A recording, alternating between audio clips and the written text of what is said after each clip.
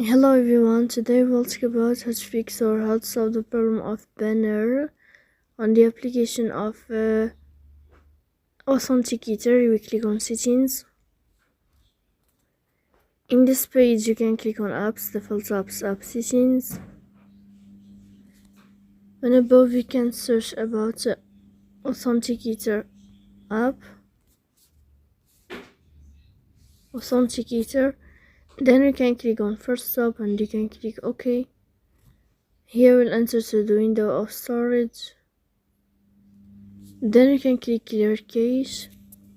In the end, you can turn off your phone and you can turn on your phone again. So please don't forget to support us by like and subscribe. See you next time in another video, and thank you for your attention and your watching.